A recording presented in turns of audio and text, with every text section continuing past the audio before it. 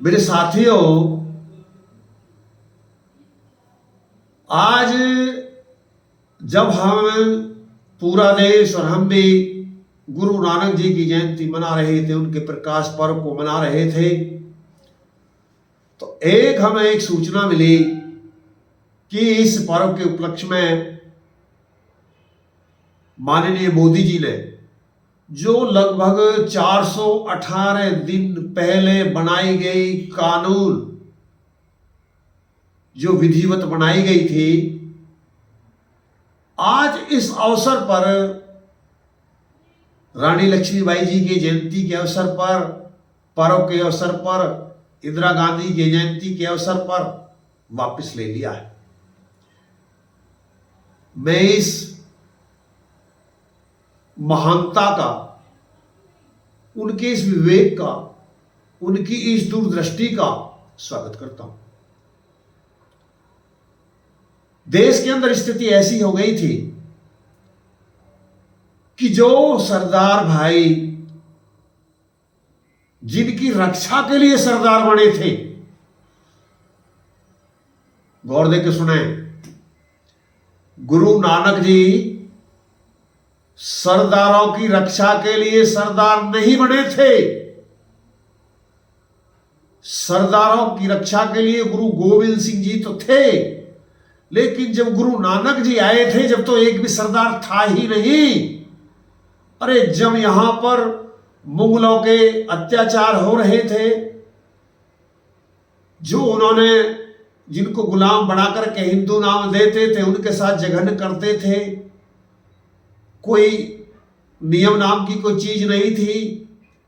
इतने निर्मम, इतने हत्यारे, इतने क्रूर, इतने राक्षस कि बहन बेटियों के स्तनों को काटा जाता था।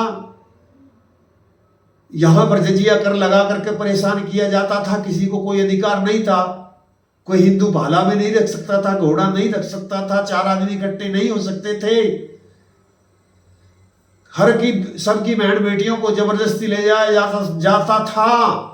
जब यहां मुगलों का ऐसा नंगा नाच हो रहा था, ऐसे में गुरु गोविंद जी आए थे इस देश की रक्षा के लिए, इस हिंदुओं की रक्षा के लिए, जिसको हिंदू कहते थे, जो पहले आर्य थे, लेकिन आर्यों यहां आकर के मुसलमानों ने अपना गुलाम बना लिया और उनको हिंदू कहना शुरू कर दिया था। आर्यों को, जिनको वो हिंदू कहते थे, जिन आर्यों को, उनकी रक्षा के लिए, उन आर्यों की रक्षा के लिए गुरु नानक जी ने जो सेना बनाई थी, जो संगठन बनाया था,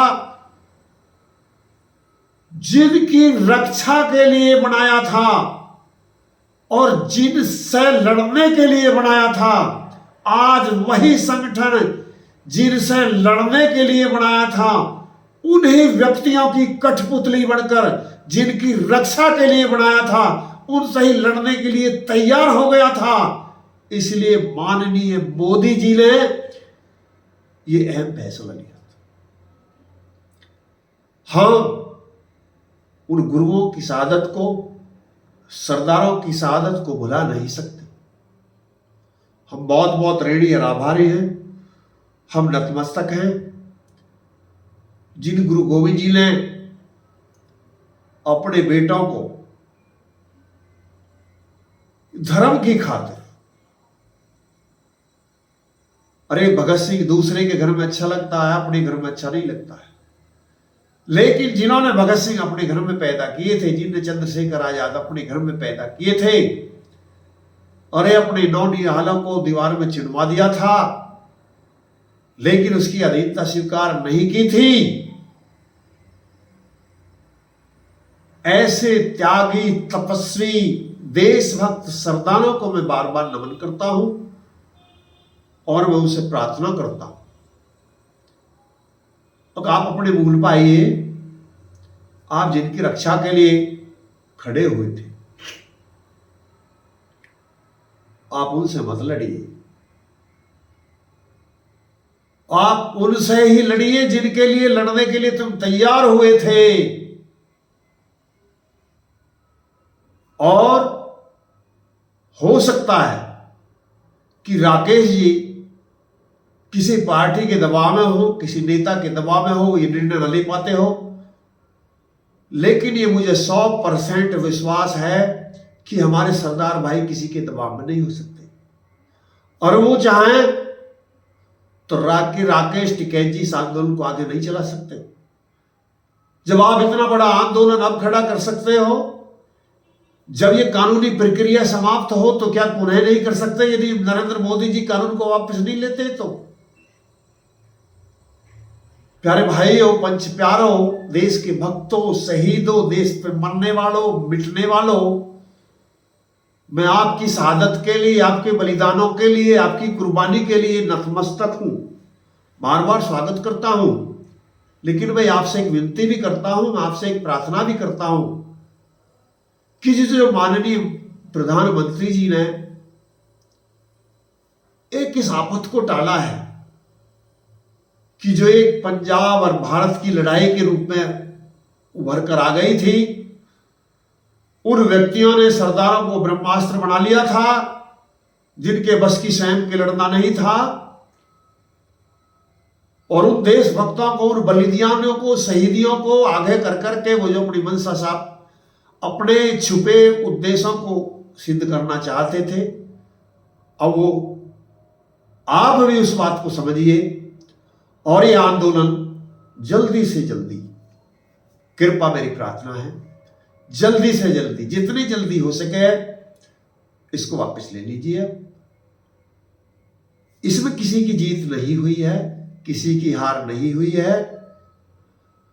जीत तो जब होती, जो कह रहे हैं, कांग्रेस कह रही है हम जीत गए हैं, अरे क्या तुमने ये कानून, जब तुम्हारे एमपी ज्यादा हो गए, क्या तुम्हारा बहुमत ज्यादा हो गया, क्या तुमने कानून विध्वंस करने की अवस्था में आ गए, क्या सपा इस अवस्था में आ गई, क्या बसपा इस अवस्था में आ गई? कोई नहीं है।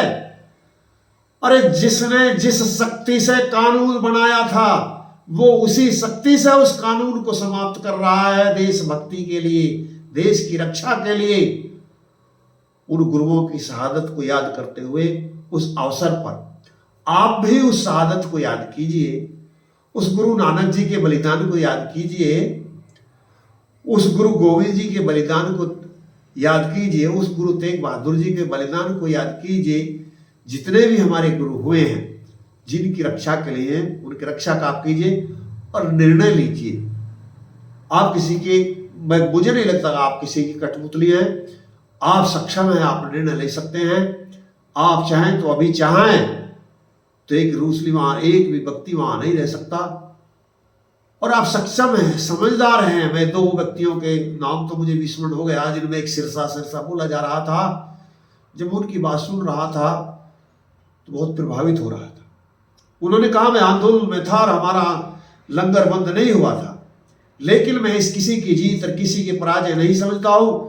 ये गुरुजी का आशीर्वाद है, ये कांग्रेस की जीत नहीं है, ये बसपा की जीत नहीं है, ये सपा की जीत नहीं है। मैं बसपा में हूं, लेकिन ये बसपा की जीत नहीं है, ये उस महान पुरुष की, उस गुरु नानक जी की जीत है, जिनके आशीर्वाद से, जिनके भावना से, जिनके प्रसाद से, जिन्होंने मोदी जी के हृदय को परिवर्तित कर दिया इस देश की उन्नति की, उस देश की शांति के लिए। तो मैं फिर प्रार्थना करूंगा उन व्यक्तियों से कि जो आंदोलन कर रहे हैं, उनसे भी मैं निवेदन करूंगा, जो व्यथित हो रहे हैं, व्यथित होने की आवश्यकता नहीं है। परिस्थिति और स्थिति होती है, कभी जीत होती है और कभी जीतने के लिए पैर पीछे भी हटाए जाते हैं। ऐसे अनेकों इतिहास हैं जब युद्ध हुए हैं, युद्ध होते हुए सेनापति पीछे हटे हैं, फिर पार किए हैं। और मैं उनसे भी निवेदन करूंगा कि जहां, जैसे माननीय प्रधानमंत्री जी ने एक बात कही है कि हमसे कोई त्रुटि रह गई है समझाने में या बनाने में उन्होंने शब्द प्रयोग नहीं किया, मैं कर रहा हूं, समझाने में उन्होंने कही कोई त्रुटि रह गई है, तो मैं कहता हूं यदि बनाने में भी कोई त्रुटि रह गई है तो फिर वो विशेषज्ञ बुला करके अच्छी नीति के तहत जो उनका मकसद है। देखो, दिक्कतें आती हैं, कोशिश करने वालों की कभी हार नहीं होती। निरंतर मुझे आशा है कि जो हमारे प्रधानमंत्री जी हैं, वो अपनी दूरदृष्टि से, अपने विवेक से, अपनी साधना से, अपनी तपस्या से हम जो साधारण मनुष्य उनकी बात को नहीं समझ पाए हैं, जिसमें 98% लोग बागों का हित था और 2% का अनहित था, उन व्यक्तिगत लाभ के लिए उन व्यक्तियों को मोहरा बना लिया। मेरी बात किसी को विचित्र लग सकती है, लेकिन मैं जो मुझे सत्य लग रहा है, जो मेरी आत्मा के अंदर ज्ञान है, मैं उसके मुताबिक बोल रहा हूं। मैं कोई भाजपा का भक्त नहीं हूं, मैं एक देशभक्त हूं, मैं एक राष्ट्रभक्त हूं, मैं एक वेद का मानने वाला हूं। और वेद के आधार पर यह अधिकार नहीं है कि गुजरों का ही भला हो, जाटों का ही भला हो, राजपूतों का ही भला हो, हरिजनों का ही भला हो, मुसलमानों का ही भला हो, दलितों का ही भला हो। पूरे विश्व का भला करना वेद का उद्देश्य है। हर नागरिक की आवश्यकता इस देश की नागरिकता है, आवश्यकता है। जहां आंदोलनकारियों को 700 व्यक्तियों की चिंता है, वहीं उनको ये भी सोचना चाहिए कि ये पूरा देश कितना परेशान रहा है, सब सिस्टम बिगड़ गया है, रास्ते रोक दिए गए थे, वाणिज्य नष्ट हो गया था, आने जाने में जहाँ 1 घंटा लगता था 4 घंटा लगते थे, पूरा दिन व्यक्तियों का बेकार हो जाता था, उनकी कोई कीमत नहीं है। रास्ता रोकने का अधिकार नहीं था, ना तो रास्ता रुकवाने का अधिकार प्रधानमंत्री को था और ना रास्ता रोकने का अधिकार आंदोलनकारियों को था।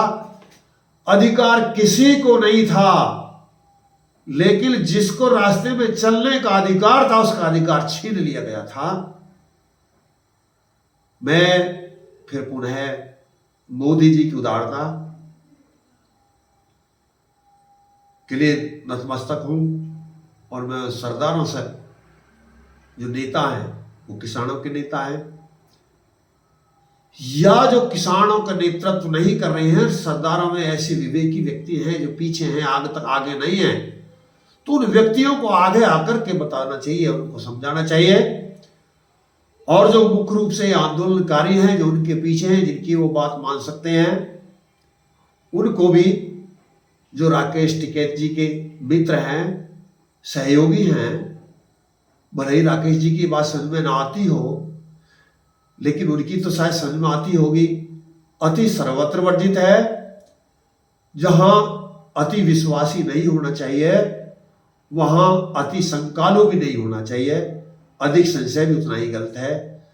तो मैं इस प्रार्थना के साथ मैं आंदोलनकारियों से प्रार्थना करता हूं कि आप अपने इस निर्णय को, अब जो आपके पक्ष में हो चुका है, इसका सम्मान कीजिए। जिन्होंने ये सौगात आपको दी उसको, उनका भी सम्मान कीजिए। किसी की हार और जीत मत बताइए। इन्हीं बातों के साथ मैं अपनी वाणी को नाम देता हूं।